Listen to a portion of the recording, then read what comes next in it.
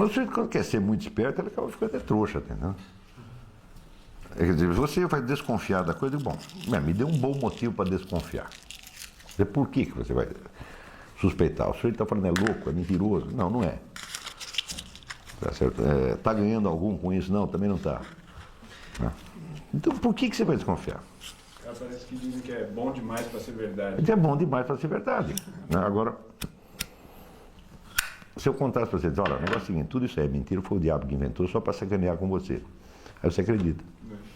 Por que você acredita? Porque você tem medo.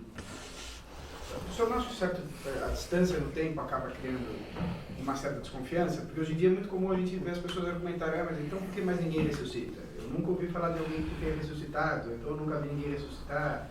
Ué, porque não é para ressuscitar mesmo.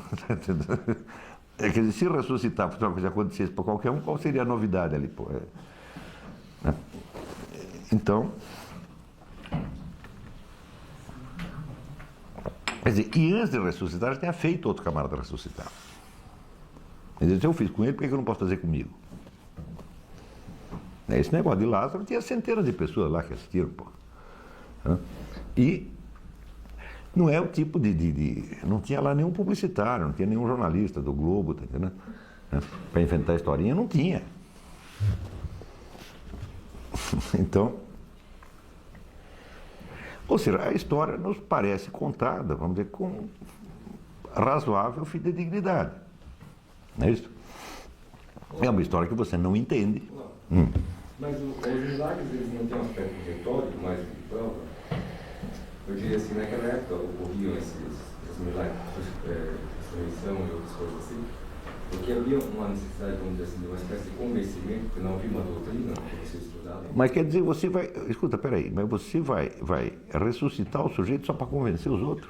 Não, não estou dizendo isso, mas eu estou falando assim... Eu digo, o sujeito, se fosse capaz de ressuscitar, não seria capaz também de inventar um discurso mais convincente? Não é possível. Ademais, tá certo? O milagre, como meio de convencimento, é condenado pelo Cristo da maneira mais taxativa. Ele diz o seguinte, no Evangelho se diz que os gregos, para acreditar numa coisa, eles exigem uma demonstração matemática. E os judeus exigem um milagre. E os dois são malucos. Porque simplesmente a coisa está acontecendo. Quer dizer, qual é o motivo que tem para duvidar? Ademais, você não vê nenhum esforço de convencimento em parte alguma do Evangelho. Porque eu pensei assim, né? Quando você já tem conhecimento da doutrina religiosa, você não precisa de um fato desse. Mas a doutrina religiosa aparece milênios depois. Isso aqui é importante entender. A doutrina cristã foi sendo elaborada ao longo dos tempos, pelos concílios, pelos papas, pelos doutores, etc, etc.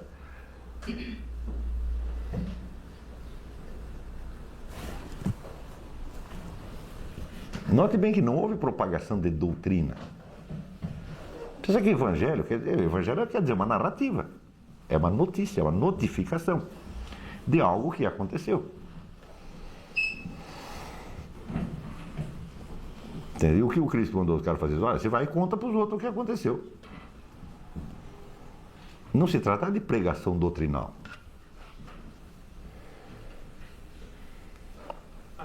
A pregação doutrinal ela começa aos poucos, tá certo? Com os apologistas, né? Já quase um século depois. Começa, você pode ver todo o esforço retórico que foi feito em seguida. A gente conhece toda a história dele. Você pode recompor passo a passo. A história a apologética cristã, o que é? A retórica, a defesa retórica de uma doutrina já mais ou menos assentada, tá certo? E nós conhecemos a história disso, passo a passo. Eu digo que tudo isso não tem nada a ver com o Evangelho, isso é muito posterior ao Evangelho. É também a confusão, porque as pessoas veem hoje, né? Como é que é o fenômeno religioso? Bom, você liga a televisão, está lá o pastor R.R. Soares, né? Ou o pastor fulano de tal, né? Billy Graham, o Jimmy Swaggart, qualquer outro, lá, expondo uma doutrina e usando meios retóricos. Não é isso? Então, por que você vê isso na televisão hoje? Você acha que tudo começou assim?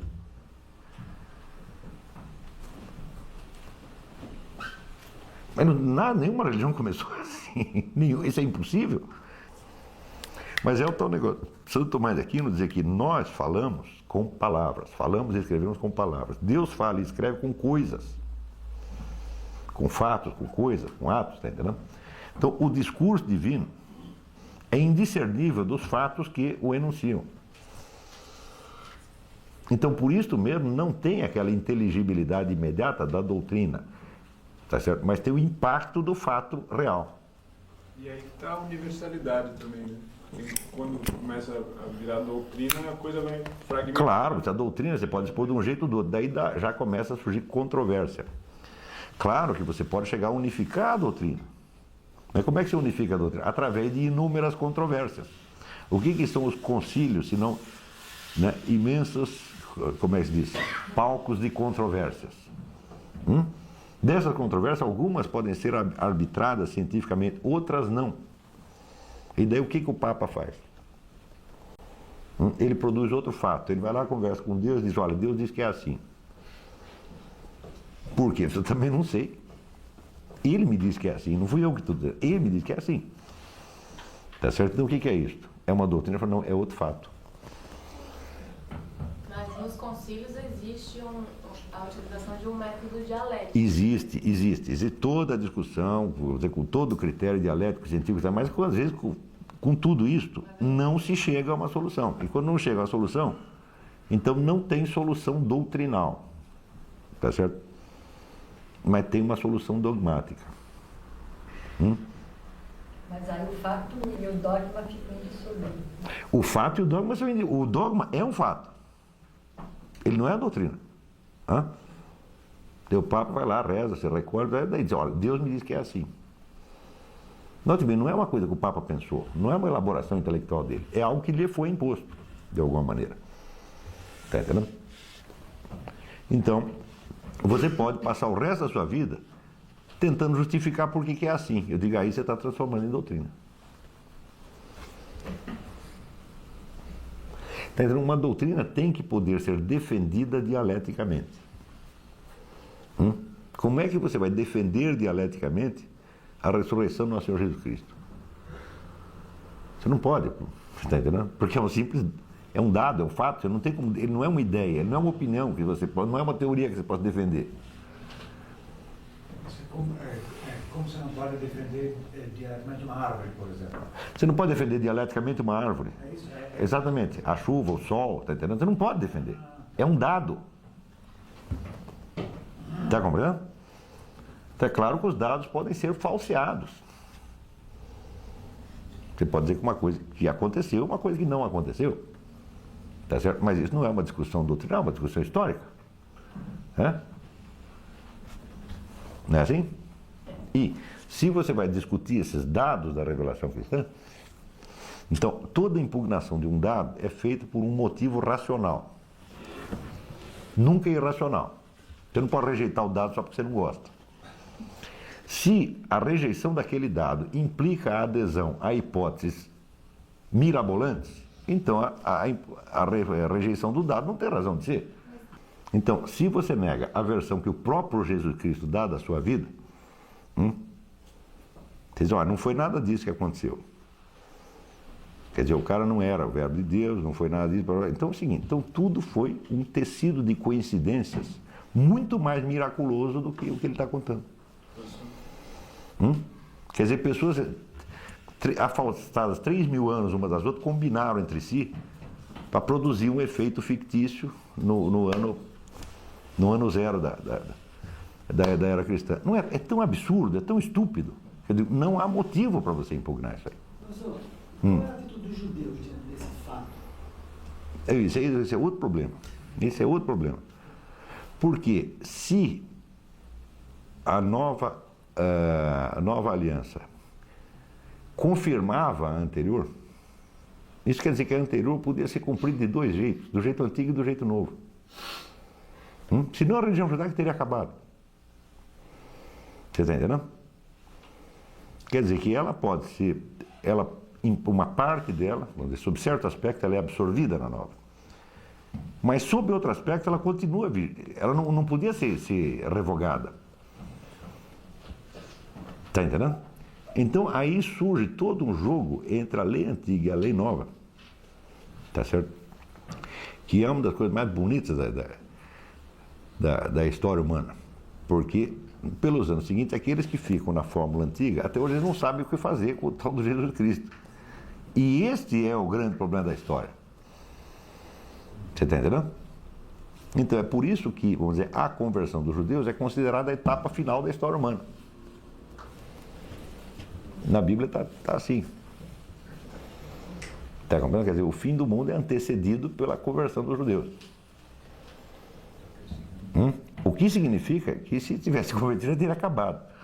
Entendeu? Tem gente que tenta precipitar o processo, né? Em vez de converter, tenta eliminar e pronto. De matar todos. Daí não temos mais esse problema. Né? Não acaba mais. A verdade, o mundo não acaba mais. Então, você pode dizer que a história do mundo é medida, tá certo? Daí para dentro, vamos dizer, pela relação entre a lei antiga e a lei nova. Tudo o que se passa na história ocidental pode ser contado pela relação entre, vamos dizer, o princípio da lei e o princípio da graça.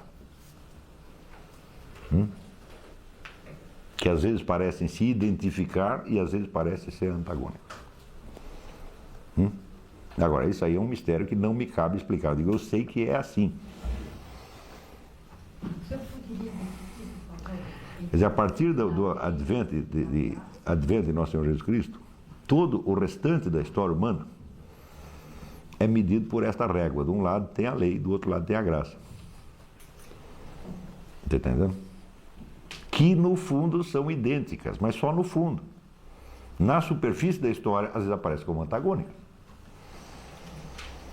Está compreendendo?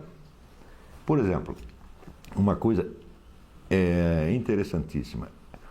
Muitas das escolas gnósticas apareceram com a ideia de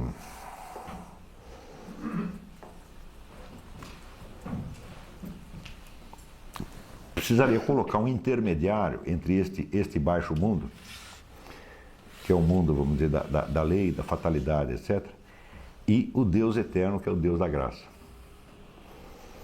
Então, para isso é que os gnósticos inventaram um outro Deus que fica no meio. Entendeu? Então, por quê? Porque eles estavam vendo uma contradição entre a lei e a graça. Então tem um Deus bom e um Deus ruim. Tá entendendo? Quer dizer, esse já é um efeito colateral disso aí. Quando você vê, por exemplo,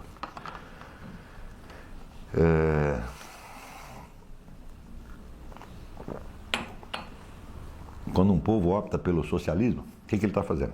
Está dizendo aqui, nós vamos fazer um negócio que vai estabelecer a total unanimidade, junto com a total espontaneidade e liberdade. Não é isso que eles estão prometendo? Uma sociedade perfeita. O que é isso? Isso é nós vamos dar um jeito entre a lei e a graça. Nós ainda estamos vivendo esse problema. Quando cabe a nós saber que a solução deste enigma só Deus tem. Nós não temos. Nós sabemos que em algum ponto e de algum modo a lei e a graça se articulam. Tá certo? Como? Eu não sei. Se você gostou do vídeo, nos próximos dias estarei postando mais conteúdo feito esse. Então, inscreva-se aqui no canal, ativa o sininho para você ser notificado e não perder nenhum vídeo. Valeu, até a próxima!